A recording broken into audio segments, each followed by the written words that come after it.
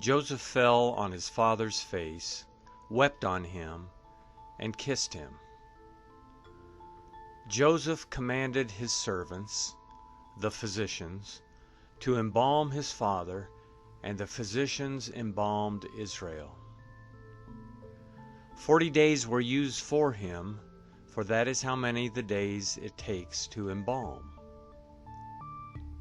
The Egyptians wept for Israel for 70 days.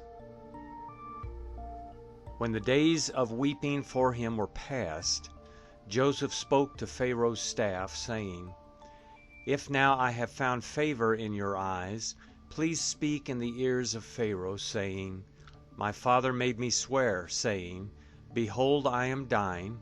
Bury me in my grave which I have dug for myself in the land of Canaan. Now therefore please let me go up and bury my father, and I will come again." Pharaoh said, "Go up and bury your father, just like he made you swear."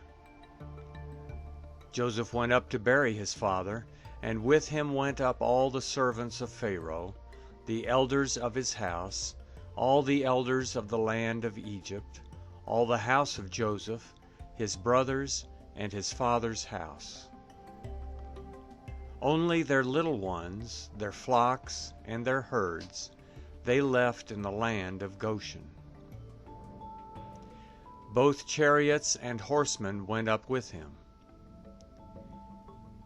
It was a very great company. They came to the threshing floor of Atad, which is beyond the Jordan, and there they lamented with a very great and severe lamentation. He mourned for his father 7 days.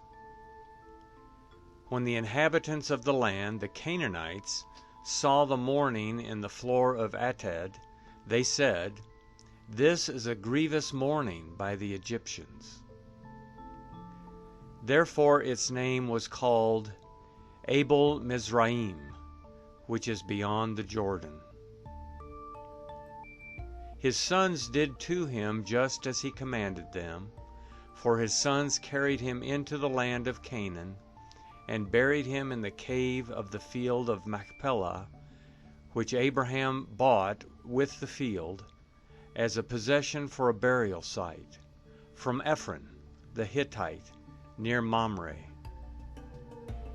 Joseph returned into Egypt, he and his brothers, and all that went up with him to bury his father, after he had buried his father. When Joseph's brothers saw that their father was dead, they said, "It may be that Joseph will hate us, and will fully pay us back for all the evil which we did to him." They sent a message to Joseph, saying, "Your father commanded before he died, saying, You shall tell Joseph, Now please forgive the disobedience of your brothers and their sin, because they did evil to you. Now please forgive the disobedience of the servants of the God of your father." Joseph wept when they spoke to him. His brothers also went and fell down before his face, and they said, "Behold, we are your servants." Joseph said to them, "Don't be afraid, for am I in the place of God? As for you, you meant evil against me, but God meant it for good, to save many people alive, as is happening today. Now therefore don't be afraid. I will provide for you and your little ones." He comforted them and spoke kindly to them. Joseph lived in Egypt, he and his father's house. Joseph lived 110 years. Joseph saw Ephraim's children to the 3rd generation. The children also of Machir, the son of Manasseh, were born on Joseph's knees. Joseph said to his brothers, "I am dying, but God will surely visit you, and bring you up out of this land to the land which he swore to Abraham, to Isaac and to Jacob. Joseph took an oath from the children of Israel, saying, God will surely visit you, and you shall carry up my bones from here.